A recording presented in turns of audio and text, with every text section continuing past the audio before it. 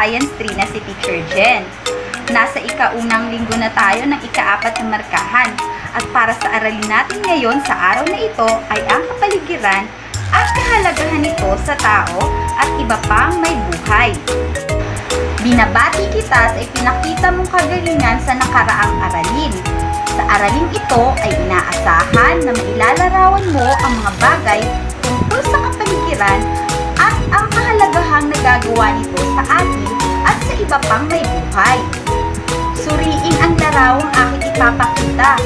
Ano ang inyong nakikita? Lahat na nakikita ng iyong mata ay bahagi ng kapaligiran. Ang kapaligiran ay binubuo ng mga bagay na may buhay katulad ng tao, hayop, halaman, at iba pa. Ang araw, hangin, lupa at tubig, panahon at iba pang bagay na walang buhay ay kasama din sa ating kapaligiran. Kabilang din sa ating kapaligiran ang mga kalupaan at katubigan. Narito ang ilang anyong lupa at anyong tubig sa ating paligid. Anyong lupa. Una, bundok.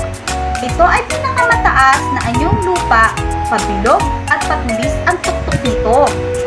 Pangalawa, burol. Ito ay mataas na anyong lupa, ngunit mas mahaba kaysa bundok. Ikatlo, bulubundukin. Ito ay binubuo ng maraming magkakahanay na bundok. Mas matataas at matatarik ito kaysa sa bundok. Ikaapat, bulkan. Ito ay isang uri ng bundok. May mga bulkang aktibo at meron din namang hindi aktibo. Maaari itong maglabas ng lava o mga tunaw na bato. Ikalima, lambak. Ito ay isang patag na lugar na nasa pagitan ng mga bundok. Ika-6, talampas. Ito ay patag na lupa sa ibabaw ng bundok. Ika-7, kapatagan. Ito ay patag at malawak na lupain. Mainam itong taniman ng iba't ibang pananim katulad ng palay. Anyong tubig. Una, haragatan. Ang pinakamalawak at pinakamalalim na anyong tubig.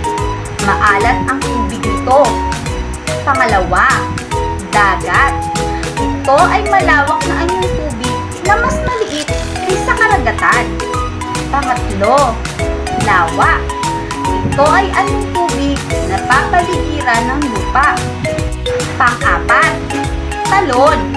Ito ang daloy ng tubig na mula sa isang mataas na lupa ay umaagos pabagsak sa ilog. Pang-lima, ilog. Ito ay mahaba, makipot na anyong tubig na umaagos patungo sa dagat. Pang-anim, sapa. Ito ay anyong tubig na kadalasang natutuyo kapag tag-init. Pang-pito, luok. Ito ay malalim, malawak na anyong tubig na nagsisilbing daungan ng mga barko.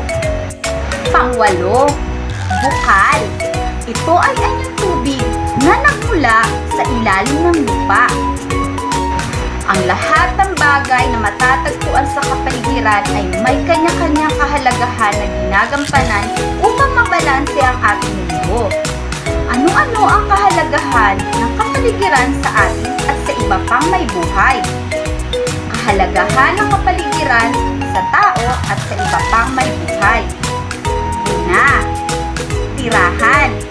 Ang mga puno at halaman ay nagsisilbing pangunahing tirahan ng iba't ibang organismo. May mga hayop na nakatira sa kagubatan, disyerto, kabundukan, karagatan, at iba pang bahagi ng katubigan. Ito ang nagsisilbing kanlungan at proteksyon laban sa ibang mga hayop. Dito sila nakakakuha ng pagkain upang mabuhay. Ito rin ang paraan nila ng pamamarami ng lahi. Pangalawa, na pagkukunan ng pagkain. Ang mga hayop at halaman ay maaari nating pagkunan ng pagkain. Ang karne ng hayop ay mayaman sa protina. Halimbawa nito ay ang itlog, keso, at iba pa karne mula sa hayop. Samantalang ang prutas at gulay ay mga pagkain mayaman sa bitamina, mineral, carbohydrates, fiber, at taba na nagbibigay enerhiya at sustansya sa ating katawan upang panlaban sa anumang sakit. Pangatlo, pinanggagalingan ng materyales mula sa balat ng hayop kagaya ng ahas, buwaya, at tupa ay maaaring makabuo ng sinturon, bag, sapatos, at damit. Samantalang ang mga fiber ng pinya, abaka, saging, at water lily ay maaaring gawing kasuotan, tsinelas, bag, sombrero, food tray, at basket ay ilan lamang sa mga gawang kamay at eco-friendly sa kalikasan. Ang troso ay ginagawang kasangkapan sa ating tahanan tulad ng mesa, upuan, kama, at cabinet na gawa sa kahoy. Pang-apat, malinis na hangin. Napakahalaga ng hangin upang tayo ay mabuhay. Ang mga hayop at halaman ay nangangailangan din ng hangin sa kanilang paglaki. Halaga na mapanatili nating malinis ang hanging nalalanghap sa pamamagitan ng pagtatanim ng mga puno na nagbibigay ng oksiheno o oxygen at nakakatulong din ito upang makontrol ang polusyon sa hangin. Pang-lima, sikat ng araw. Ang init at liwanag na mula sa araw ay napakahalaga sa mga may buhay. Pinapainit nito ang ating panahon.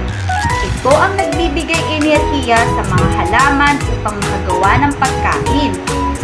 Pang-anim, nagbibigay ng matabang lupa. Ang lupa ay tinuturing na mahalagang pinagkukunan ng lahat. Nakapagbibigay ng pagkain sa pamamagitan ng pagsasaka. Ang natural na tubig na ating iniinom ay mula rin sa ilalim ng lupa. Lupang gawa sa lumad na ginagawang banga at paso ay maaaring pagkakitaan at ibang bahagi naman ng lupa ay napagkukunan ng langis at likas na gas. Ilan pang nakukuha sa ilalim ng lupa ay yamang metal at mineral tulad ng ginto, hila, platinum, tanso, at bakal. Para sa gawain sa pagkatutubi ng isa, ano to? Saan mapapabilang ang mga bagay sa paligid? Piliin ang hala ng bagay sa loob ng kahon. Isulat ang iyong sagot sa talaan. Halimbawa natin ang unang hanay ng talaan kung saan ang nakalagay mga bagay na may buhay. Ipili tayo ng isang bagay na nasa kahon at isusulat natin sa unang bilang. Mga bagay na may buhay, halimbawa nito ay paru-paro. Tama!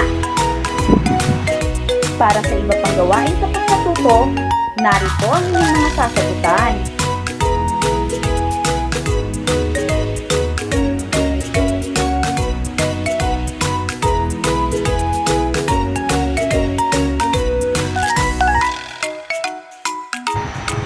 Tandaan, ang kapaligiran ay binubuo ng mga bagay na may buhay katulad ng tao, halaman, hayop at iba pa. Samantalang ang araw, hangin, lupa, panahon, at iba pang mga bagay na walang buhay ay kasama din sa kapaligiran. Nawa ay may natutunan kayo sa araw na ito. Dahil dyan nagtatapos ang ating aralin sa araw na ito. Hanggang sa muli, paalam!